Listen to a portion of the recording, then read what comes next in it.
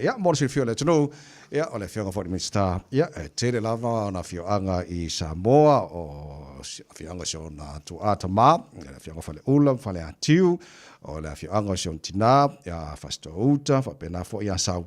Ia fa pena fo I masa fotu a fio sa o fa ma inga sa malau, po niu ma le fa sau, o le li o le tu, lau tu fa, le tu la fa le vea, ma le fitalenga, ia timu ma unga, ma le mamalu ia sa fotu.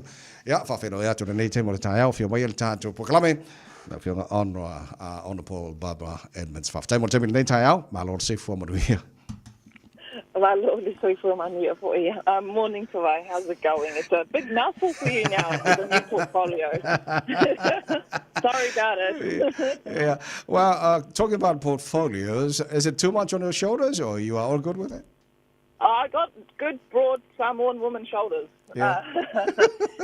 They build us well in Whaleula, so Yeah. so very it is a big workload, but very always very honoured to be given a ministerial portfolio, and my role as associate to support the other main ministers, but no, it's good. It's very good, and it's, you never say no to the Prime Minister. Always yes. Excellent. Okay, well, congratulations on your new portfolio as Associate Minister for Immigration. Now, the rainbow groups in New Zealand are taking the Immigration Minister to court over Posey Parker decision. Do you think we should allow Posey Parker into New Zealand, Honourable Minister?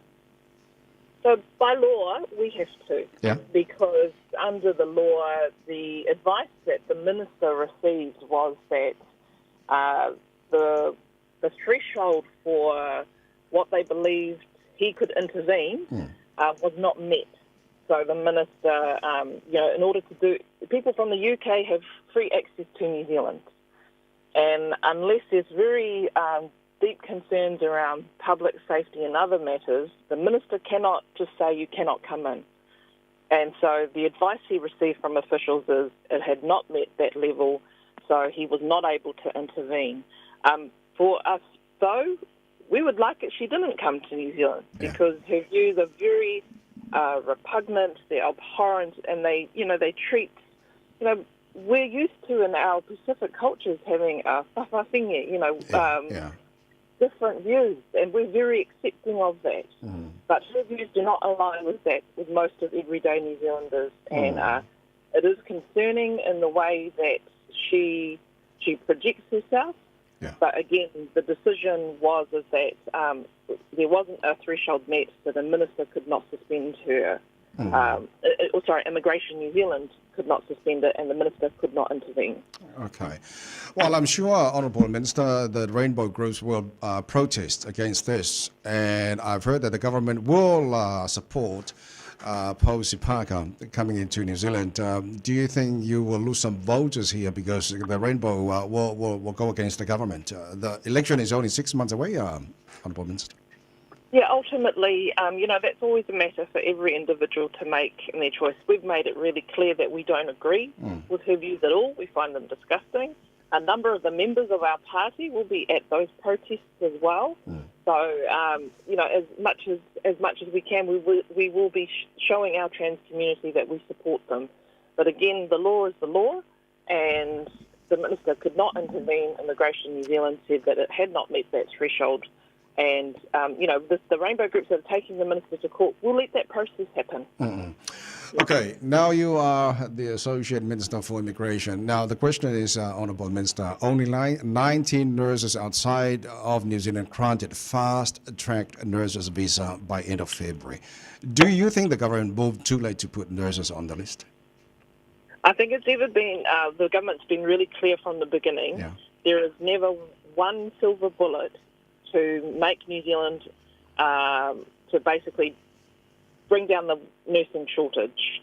And sometimes the immigration statistics don't actually paint the full picture, because nurses sometimes come into New Zealand on visitor visas to complete a competency course that they need to do.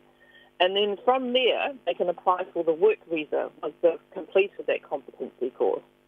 So if they apply, once they've finished that course, it's counted as an onshore application.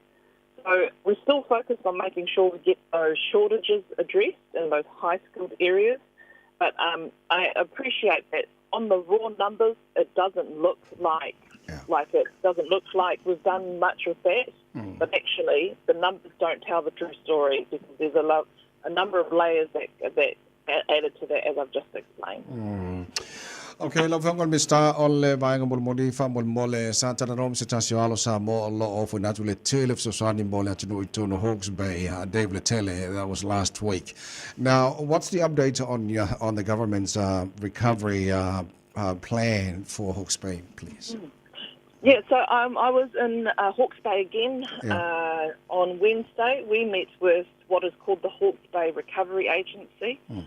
That is everyone in the room from the council, the regional council, iwi leaders, and the people that will lead the local plan that the government is supporting. So in that room, we went through all the different layers of information and issues that basically need to be resolved. So obviously one of them is around the land.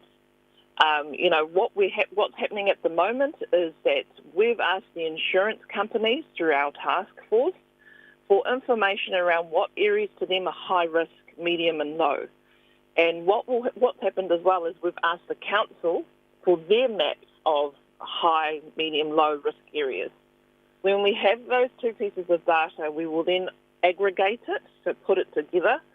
And then what will happen is we'll come back to the regional recovery agency with a potential plan about what areas should or shouldn't be built on, and for their views and what they want in relation to support for that.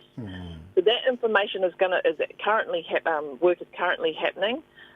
We should be able to make a decision by early April in consultation with the agency as to some of those areas that perhaps that we can release. But it's quite important, that piece of work, because for insurance companies as well as for people on the ground, people on the ground want certainty. Can they rebuild in this house? Should they fix their house here? Or should they take the payment from their insurance company and move? Until we have those full data sets, we can't assist with that information at hand. Okay, Marlo. Yeah, that's right. And then another $25 million again for the business support payment. Right. So we still have our civil defence on the ground till the end of April. So those civil defence welfare payments are still available to our families. The reimbursement for costs is still there, the grant, and then another $25 million that we've reissued through the grants for business support for those small and medium businesses. Right. So still lots of work. Okay, Honourable Minister, after Tele Lava, unless there's any other thing you want to talk about, please. I just want to acknowledge two ministers from Samoa who are here at the moment. So Minister Tafua, who's the Associate Minister for Tourism, Minister Tua'a, who is the Minister for Education. I've met them over the week and they're here for different conferences. So Minister Tafua will be travelling the country with New Zealand Māori Tourism to help support the tourist operators. So there's a group of tourist operators who have come through. So if you see them in Kapiti or Rotorua, say hi to them. Lele, Fafte, Tele Lava, Honourable Barbara Edmonds, Fafte, Manuel Lava, for the weekend. Yeah, man, we're for the weekend to everyone else. Thank you so much. I'll let you know, Minister, Honourable Barbara Edmonds, and for entire foe.